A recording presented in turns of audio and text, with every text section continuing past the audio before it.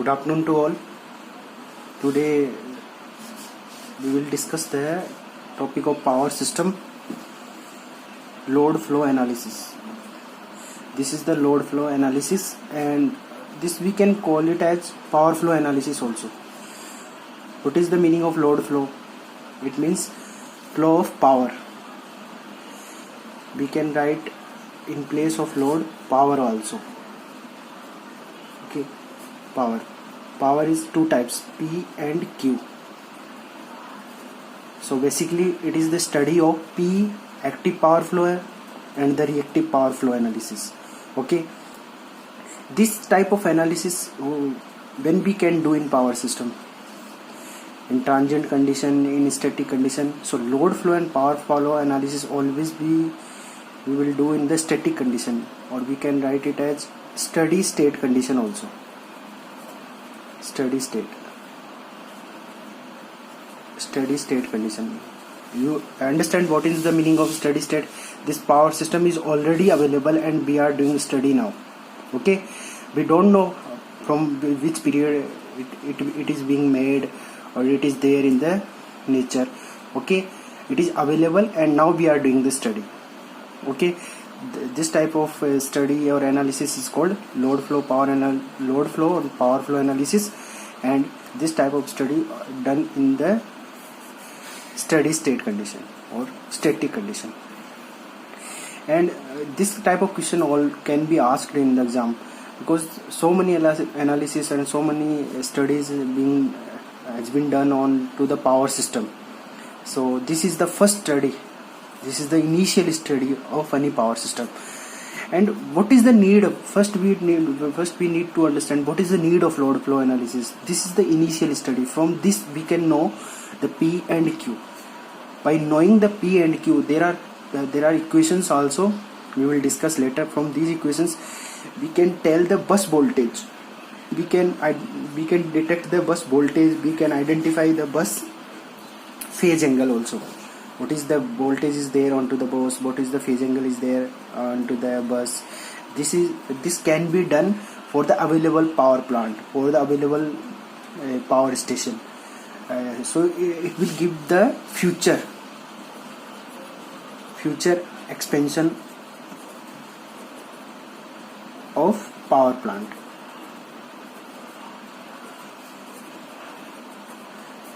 Whatever the optimization, whatever the economic operation will be done onto the power system, we can do by this load flow analysis. Okay, how we can do this type of load flow analysis? What are the steps? What is the procedure by which we can detect the future? What is the future of power plant?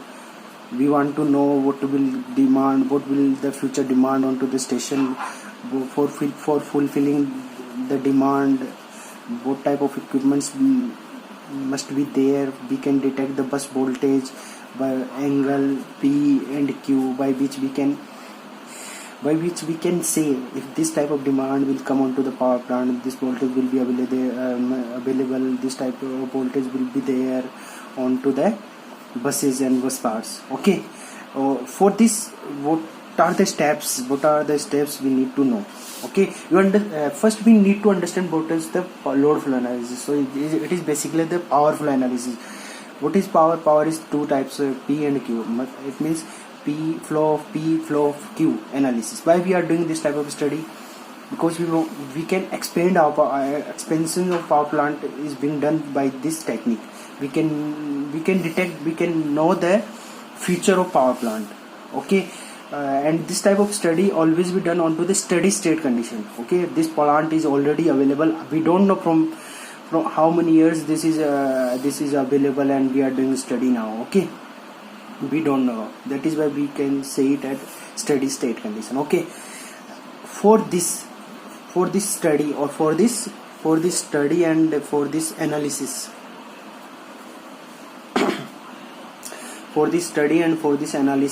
there are there is the procedure.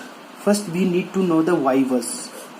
Y means admittance. Okay, we all know in the circuit analysis Y means admittance. What is admittance? Y reciprocal of impedance. Okay, So there is first step in the load flow analysis, that is we can say it as Y bus matrix also. Matrix is there here, and admittance matrix also.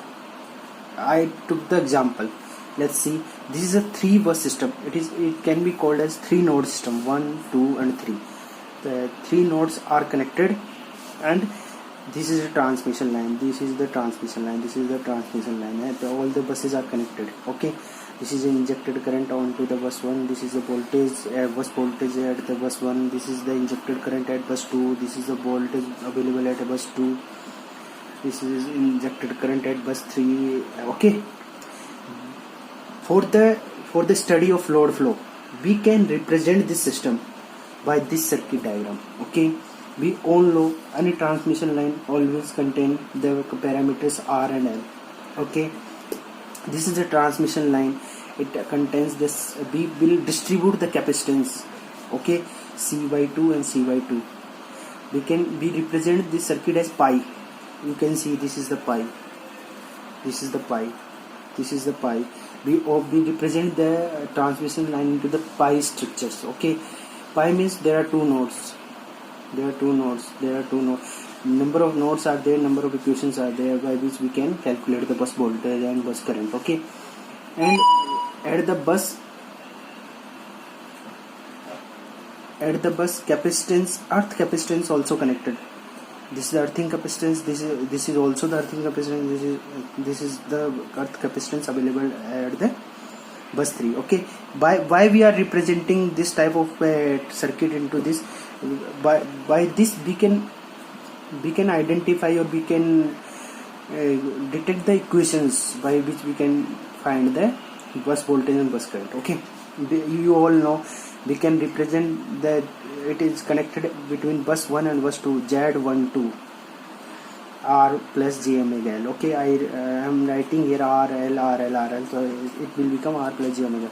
If we need to find the admittance, we can just reciprocal it 1 by Z. Okay, and what is the admittance capacitance? We know Y equal to J omega C. If we are taking that bus node 1 or node 1, this is the capacitance, this capacitance, and this all these 3 capacitance are connected to the bus. So what is the value of Y11? J omega CSH C by 2 C by 2. This is the admittance available at the bus 1. Okay, why we are doing this? What is the need of this? Why we are representing into the pi? But you all know there are 2 types of representation. One is T and other is pi.